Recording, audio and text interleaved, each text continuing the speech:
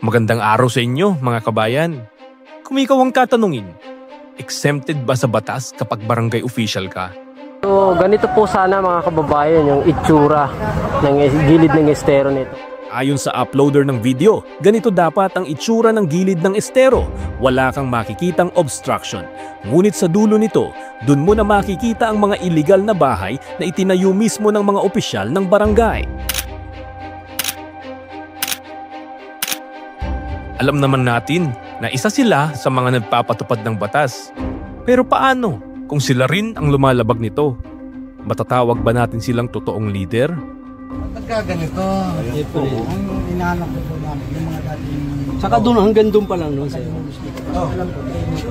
Anong 3 meters? Tingnan mo yung ano, nasa ng plano.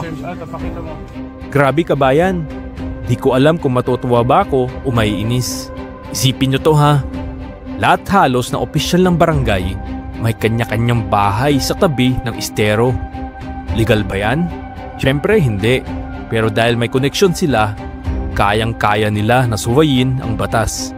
Nakakalungkot lang dahil kung ganyan ang mga leader natin, saan pa tayo pupulutin, di ba? Kailan yung notice mo? April pa po ito. April, pwede nang gibay na.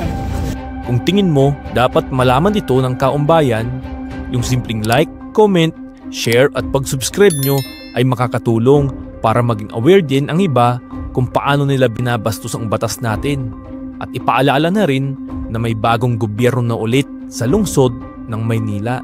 Make sure rin na tapusin nyo ang video kasi sa dulo ilalabas ko sino ba ang mga sangkot rito. Tara, umpisaan na natin ang video. Ito po ay nangyari sa Barangay 8, Moriones, Tondo, Manila.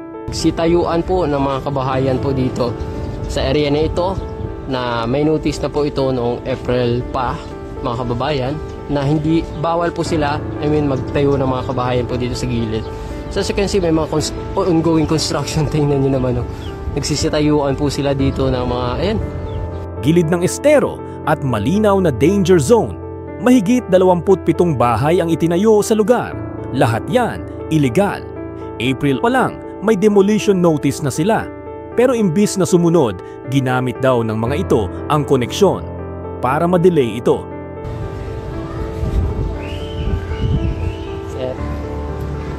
As you can see. Oh! Ito, bagong gawa itong mga ito. Ito yung mga titibagin.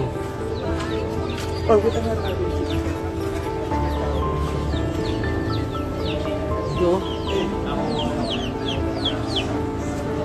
Ayan, ang dami dito. Ayan. Ito yung estero. Ito yung pathway. Mga bahay na. Ayan.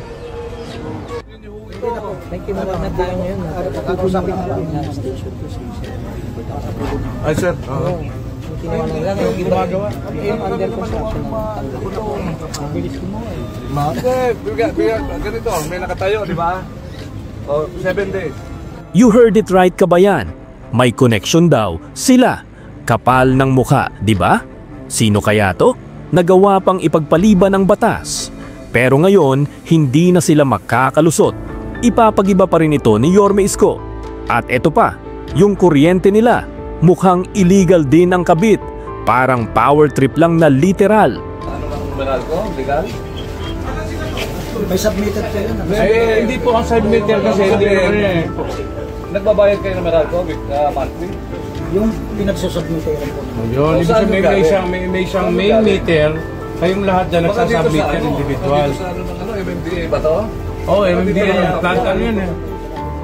Alam nyo kabayan, hindi porket ikaw ay may katungkulan o may koneksyon sa gobyerno ay may karapatan ka na para mag-violate ng mga to.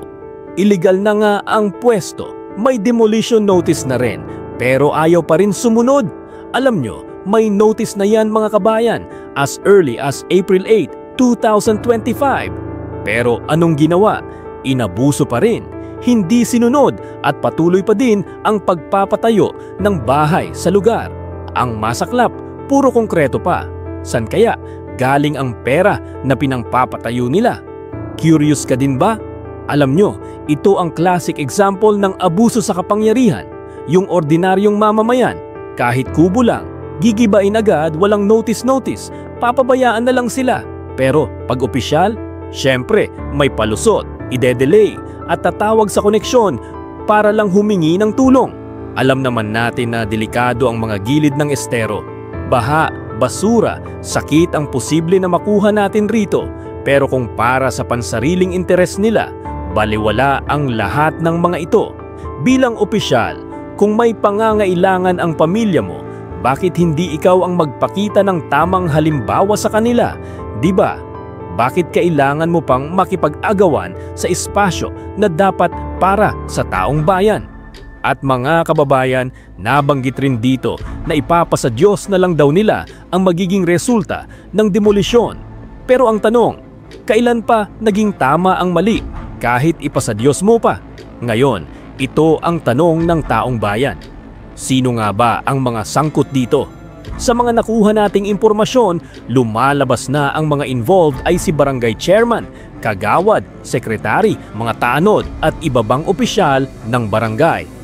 Grabe, di ba? Laantaran. Tsaka hindi na to simpleng usapin ng pabahay, usapin ito ng abuso sa kapangyarihan, kawalang respeto sa batas at pagkaganid sa lupa na hindi naman kanila. Alam nyo, hindi lang ako ang nagulat sa mga balitang ito. Marami rin sa mga netizens natin ang naglabas ng mga saloobin nila patungkol sa issue na ito. Kapitan pala niyan ganyan na, paano pa yung matataas dyan na tiwali? Only in the Philippines. Lumang tugtugin na yan, chairman. Puro kapalusot. Pati kuryente, ninanakaw nyo. Tapos yung ibang mga tao na hindi naman nag-jumper, sila ang nagbabayad. Mahiya naman kayo. Tapos naka-aircon pa, kasi libre kuryente. Galing mo talaga, chairman. Yung budget na dapat sa barangay, yun palang pinangbibili ng materyales para sa bahay nila. Nakakahiya kayo. Kakapal ng mukha nyo. Ngayon may kaso kayo ngayon sa ombudsman. Tanggal sa serbisyo, kulong pa.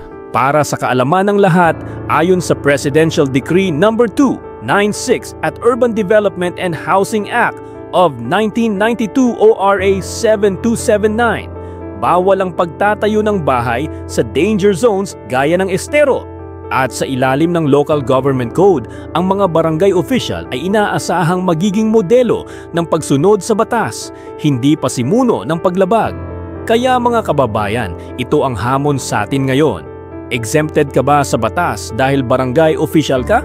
Kung mismong tanod, kagawad, treasurer ay lumalabag, sino pa ang aasahan natin sa barangay? Panahon na para itigil ang ganitong sistema, panagutin ang dapat managot, tanggalin sa puwesto ang mga abusado at ipagpatuloy rin ang demolisyon, hindi lang ng mga iligal na bahay kundi ng bulok ng sistema ng mga abusadong opisyal natin sa gobyerno. Kung isa ka din sa mga kontra ng mga ganitong gawain nila, please like and comment below mga kabayan.